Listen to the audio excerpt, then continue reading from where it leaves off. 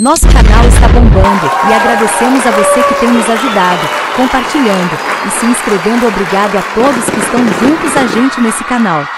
Então, pessoal, esse é o momento de agradecimento. O nosso canal, que é 100% inglês, também quer agradecer a todos vocês que estão botando view, que estão se inscrevendo, que estão tocando o sininho, até mesmo aqueles que não estão com tempo para tocar no sininho, se inscrever e compartilhar. Nós somos gratos por todos vocês, agradecendo em nome de Jesus.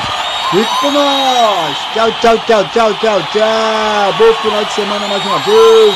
Eu amo vocês e Jesus também.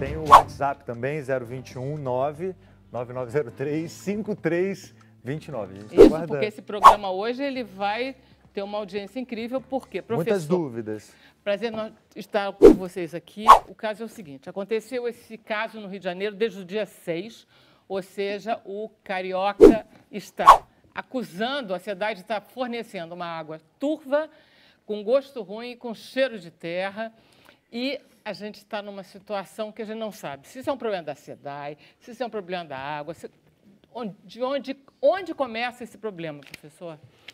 Olha só, eu costumo dizer, muitas pessoas falam em crise hídrica. Crise hídrica não é só falta de água. Hoje em dia nós temos água sobrando e nós estamos com uma crise hídrica porque a poluição e a degradação das nossas bacias hidrográficas está deixando a água cada vez mais poluída que as concessionárias não conseguem tratar. Aqui no Rio de Janeiro, por exemplo, não foi a SEDAI que produziu essa alga, essa geosmina, que foi o subproduto da água. Não foi ela que produziu. Isso veio da poluição do manancial. Então, você tem um processo de eutrofização hídrica, ou seja, produção de algas, muito esgoto entrando numa região de uma lagoa que fica perto da captação d'água da SEDAI. Isso incrementou a produção excessiva de algas. Essa lagoa se encontra com as águas do Rio Guandu, que recebe a transposição do Paraíba do Sul, que está cheio de poluição, a bacia toda desmatada. Toda essa poluição se junta e a SEDAI vai captar isso. Então, o que está acontecendo? Eu sempre alerto. O que aconteceu aqui no Rio de Janeiro é a ponta de um iceberg. Se os nossos governantes e a nossa população não cobrar dos governantes a proteção dos nossos mananciais, o que está acontecendo hoje? A demanda em água está aumentando. O que a concessionária faz para pegar um manancial cada vez mais poluído? Joga mais química e joga mais química. A população está bebendo uma água mais cara e uma água pior. Então, lá em Nova York, o que eles fizeram? Eles, para evitar isso, ao invés de ampliar as estações de tratamento e botar tratamentos cada vez mais caros, a Prefeitura de Nova York decidiu investir em despoluir o manancial. Fizeram um programa Produtores de Água, investiram no reflorestamento, investiram no controle da poluição. Ao invés da Prefeitura de Nova York gastar 10 bilhões de dólares para construir e ampliar uma estação de tratamento de água, ela simplesmente melhorou a qualidade da água, porque o manancial ficou despoluído, aumentou a quantidade, porque o reflorestamento regula a vazão do rio, que reduz enchentes na época de chuva, e bota mais água, uma água filtrada na época de estiagem, e a população de Nova York bebe água da torneira, uma água saborosa, de excelente qualidade. Maravilha. Vamos seguir o exemplo de Nova York no Brasil? Vamos falar, então, sobre qualidade da água com a professora Rosane, que é o seu trabalho, basicamente. A qualidade da água do Rio de Janeiro é que está sofrendo, apesar dela estar absolutamente inserida dentro dessa crise da água, que é uma crise maior do que o Rio de Janeiro, do que o Brasil, do que do mundo. Essa água que a SEDAI está fornecendo, esses casos de diarreia que estão aumentando, está tudo ligado? Tá, na verdade, é tudo relacionado. E essa questão é principalmente pela essa ausência de saneamento, né? Um saneamento muito precário em todo o Brasil, não é só um problema exclusivamente do Rio de Janeiro. Então, a gente tem cada vez mais os nossos mananciais contaminados, e essa contaminação, seja ela por presença de bactérias, micro-organismos patogênicos, algas, substâncias químicas ou mesmo partículas sólidas.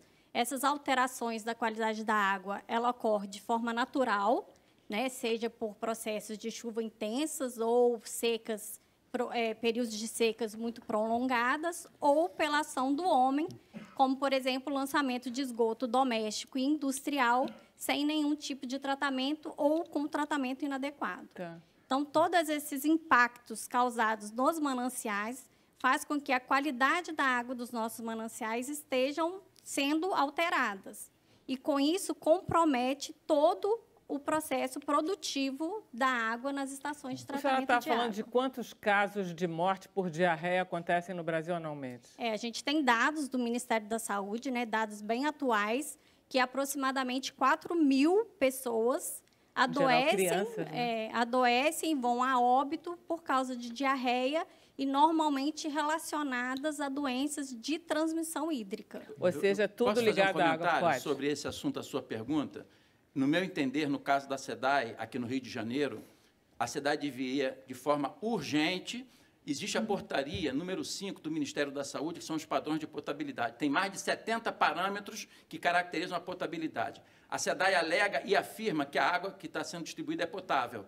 Então, o que ela tem que fazer? Ela tem que imediatamente analisar esses 70 e tantos parâmetros, incluindo trialometanos, incluindo as cloraminas, incluindo todas essas toxinas, análise atual e, de forma transparente, mostrar, estão todas dentro do padrão. Se não estiver, ela assumir, corrigir o tratamento. É isso que está faltando. Mas e está faltando ela não está fazendo isso, quando né, você falou em água potável, você balançou a cabeça.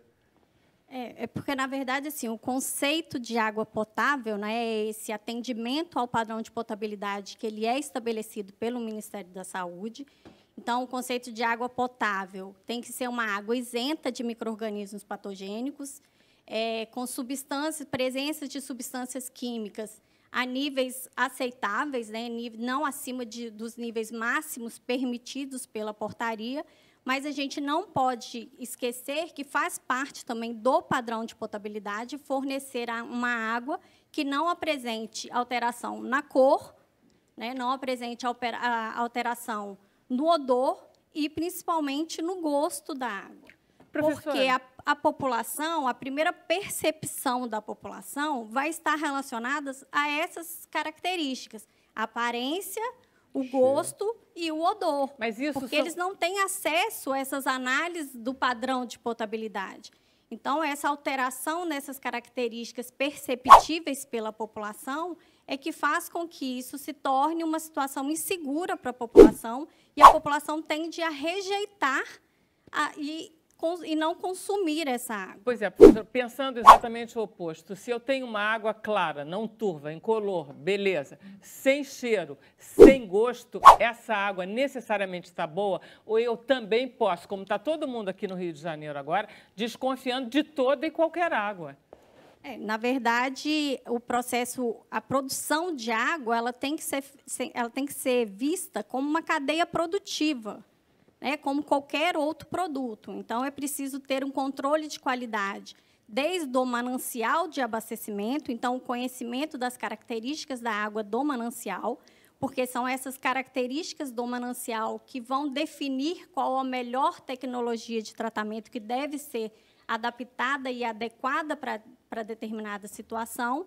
Além disso, é preciso conhecer todo o processo produtivo dentro de um sistema de tratamento de água, né? Então, a realização de inspeção sanitária para verificar parâmetros de projeto, parâmetros de operação, né? E a manutenção adequada desse sistema, que faz ter uma garantia de que a água que está sendo distribuída para a população é segura. A senhora poderia dizer, por exemplo, nesse estágio que nós estamos da água do Rio de Janeiro, a senhora recomenda que as pessoas bebam a água filtrada, o que seja?